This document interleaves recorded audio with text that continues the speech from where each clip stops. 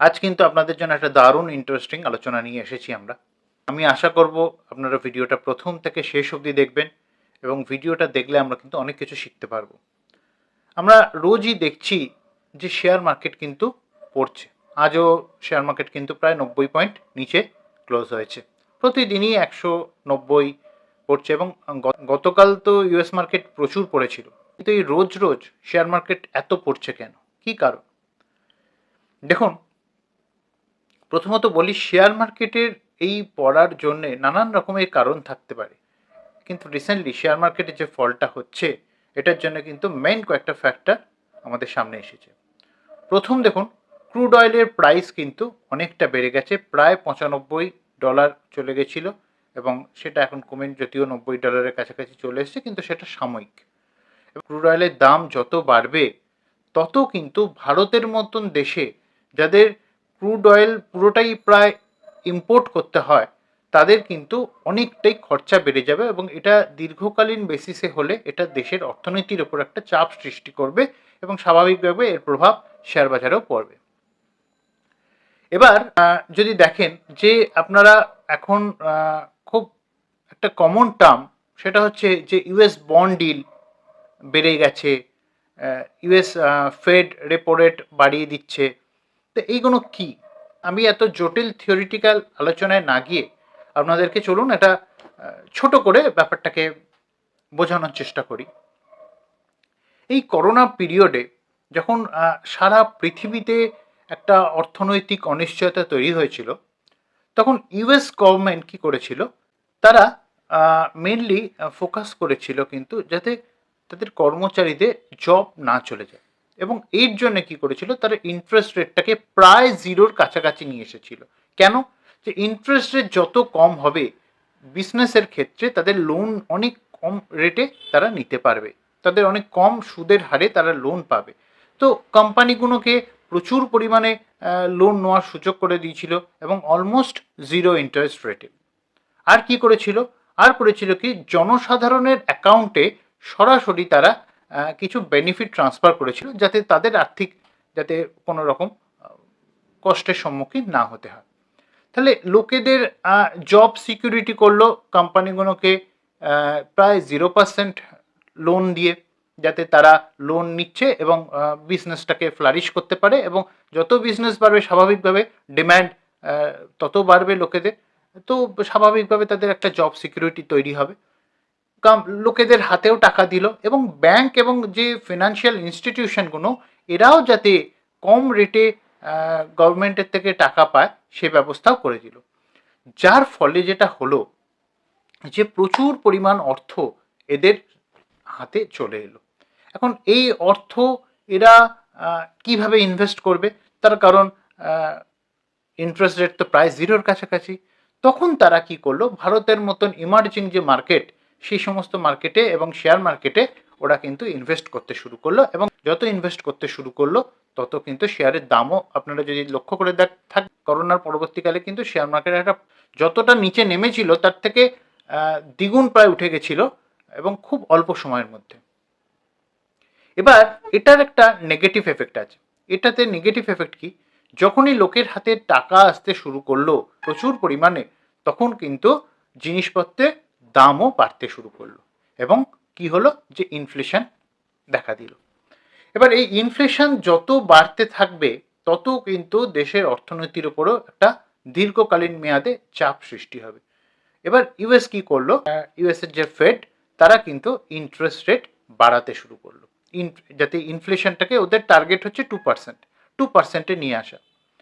তো এই 2%-এ নিয়ে আসার জন্যে তারা ইন্টারেস্ট রেট প্রতি 3 মাস অন্তর ওদের যে ফেডের যে রিভিউ কমিটি হয় সেখানে তারা বাড়াতে শুরু করলো। এবার যখনই ইন্টারেস্ট রেট বাড়াতে শুরু করছে তখন কি হচ্ছে, কোম্পানিগুলোর বড়োইং কস্ট বেড়ে যাচ্ছে এবং কিন্তু শেয়ার মার্কেটের একটা নেগেটিভ এফেক্ট আমরা দেখতে পাচ্ছি। আর কি হচ্ছে, আর ইন্টারেস্ট রেট যখনই বাড়ছে তখন কিন্তু কি হচ্ছে, ইউএস বন্ডের ভ্যালু কমছে, ইউএস বন্ডের ভ্যালু কমছে এবং বন্ডের যে ইল্ড রেট সেটা বেড়ে যাচ্ছে। এবার ইউএস বন্ড কি? ইউএস বন্ড হচ্ছে ওয়ার্ল্ডস সেফেস্ট ইনভেস্টমেন্ট অপরচুনিটি। ধরা যাক আমি $1000 দিয়ে বন্ডে ইনভেস্ট করলাম এবং এখানে বলা হলো যে আমার কুপন রেট বা ইন্টারেস্ট রেট হচ্ছে 10%, অর্থাৎ আমি প্রতি বছর $1000 এগেনস্টে আমি $100 করে পাবো 10 বছর অবধি এবং ম্যাচুরিটির সময় আমরা $1000 পেয়ে যাব। কারেন্ট ইন্টারেস্ট রেট ধরে নেওয়া হোক 10%। এখন যদি ইন্টারেস্ট রেটটাকে বাড়িয়ে দেওয়া হয়, 12% করে দেওয়া হয়, তখন কি হবে? তখন আমার মনে প্রথম প্রশ্ন জাগবে যে আমি তো 12% হারে আমি যেখানে ইন্টারেস্ট পাবো সেখানে আমি কেন 10%-এ রাখবো? তো তখন আমি কি করব, এই বন্ড যেটাকে আমি 10% হারে 10 বছরের জন্য একটা বন্ড কিনেছিলাম সেটাকে আমি সেল করব। কিন্তু সেল করতে গেলে আমি যে $1000 দিয়ে কিনেছিলাম, এখন কি আমি $1000 পাবো? না, $1000 পাবো না। আমাকে কিন্তু এটা কমেই সেল করতে হবে। অর্থাৎ আমি সাপোজ ধরে আনা যাক এটাকে আমি $900 আমি এটাকে সেল করে দিলাম। ক্লিয়ার তো? এবার যখনই এটাকে আমি সেল করছি, এর কুপন রেট বা ইন্টারেস্ট রেট ওটা কিন্তু ফিক্সড থাকে পিরিয়ডে। অর্থাৎ যে $1000 ইনভেস্ট করে প্রতি বছর যে $100 করে ইন্টারেস্ট পেতাম, এখন কিন্তু সেটা $900 দিয়ে যে কিনছে সেও কিন্তু প্রতি বছর ওই $100 করেই পাবে। অর্থাৎ ইন্টারেস্ট রেটটা বেড়ে যাচ্ছে বন্ডে। এটাকে বলা হয় বন্ড ইল্ড বাড়ছে। এটা বন্ডের ভ্যালুর সাথে ইন্টারেস্ট রেটটা কিন্তু ইনভার্সলি কাজ করে। অর্থাৎ বন্ডের ভ্যালু কমলে ইন্টারেস্ট রেট বাড়বে, বন্ডের ভ্যালু বাড়লে ইন্টারেস্ট রেট কমবে। তো এখন লোকজন যখনই দেখবে যে ব্যাংক ইন্টারেস্ট বেশি হচ্ছে, তাহলে লোক কেন বন্ডের দিকে যাবে? লোকজন যদি দেখে যে হায়ার রেট অফ রিটার্নে আমার অনেক ইনভেস্টমেন্ট অপরচুনিটি রয়েছে, তাহলে আমি কেন বন্ডে যাব? তো স্বাভাবিকভাবেই বন্ডের ভ্যালুটা কমবে। আবার অন্যদিকে যদি ইন্টারেস্ট রেটটা কমে যায়, অর্থাৎ আমি যে ইন্টারেস্টে বন্ড নিয়েছিলাম, আমি 10% হারে বন্ড নিয়েছিলাম, কারেন্ট ইন্টারেস্ট রেটও 10% ছিল। এখন গভর্নমেন্ট কি করলো, ইন্টারেস্ট রেটটাকে 8% করে দিল। আর আমার বন্ডের থেকে আমি কত পার্সেন্ট পাচ্ছি? আমি কিন্তু 10%ই পাচ্ছি। ওটা কিন্তু ফিক্সড। তাহলে কি হবে? তাহলে আমার বন্ডের ভ্যালুটা বেড়ে যাবে, বেড়ে গিয়ে হয়তো 1100 কি 1200 হয়ে যাবে, কিন্তু বন্ড ইল্ডটা কমে যাবে। অর্থাৎ যেটা বললাম, বন্ডের ভ্যালু যদি বাড়ে বন্ড ইল্ড কমবে, আর বন্ডের ভ্যালু যদি কমে বন্ড ইল্ড বাড়বে। তো এখন ইউএস মার্কেটের বন্ড ইল্ড বাড়তে বাড়তে প্রায় 2007-এ যে বন্ড ইল্ড ছিল সেটা চলে এসছে এবং 10 বছরের যে বন্ড ডিল সেটা কিন্তু কালকে 4.88 হয়ে গেছে, যেটা কিন্তু 2007-এ ছিল। এবং এটা কিন্তু খুব অ্যালার্মিং সিচুয়েশন, যেখানে কিন্তু দেখা যাচ্ছে যে এটা মানে অর্থনীতির ওপর এটা একটা কিন্তু ভীষণ নেগেটিভ, এটার একটা ইম্প্যাক্ট। এছাড়াও এই বন্ড ডিল হঠাৎ করে কালকে কেন বাড়লো, এটার কারণ হচ্ছে যে কালকে ইউএস জব রিপোর্ট এসছে, সেখানে দেখা যাচ্ছে যে ওদের ওখানে এত বেশি সংখ্যক জব, অর্থাৎ একটা রেশিওতে দেখা গেছে প্রতি একজন লোকের জন্যে জব হচ্ছে 1.7।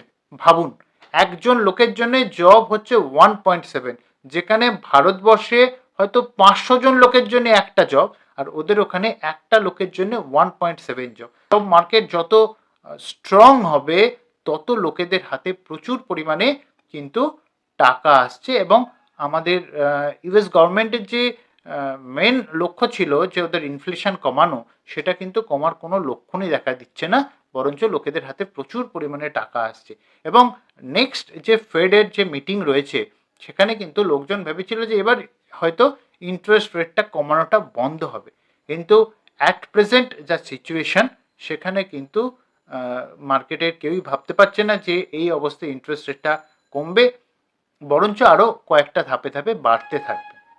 এবং এই সমস্ত আশঙ্কা থেকেই শেয়ার মার্কেটে কিন্তু একটা বিরাট ফল দেখা দিয়েছে। তো আপনারা যখনই ট্রেডিং করবেন, তো এই জিনিসগুলো, এই নলেজগুলো, ছোট ছোট নলেজ যদি একটু রেখে দেন, তাহলে দেখবেন যে আপনাদের ক্ষেত্রে কিন্তু ট্রেডিংটা অনেক সহজ হয়ে যাচ্ছে, লসের সম্ভাবনাগুলো কিন্তু অনেকটা কমে যাচ্ছে। যে কোনো জিনিসেই কাজ করতে গেলে আপনাদের কিন্তু নলেজ রাখাটা খুব জরুরি। তো ভিডিওটা আশা করি আপনাদের সকলের ভালো লেগেছে। যদি ভালো লাগে অবশ্যই একটা লাইক দিয়ে দেবেন। ধন্যবাদ।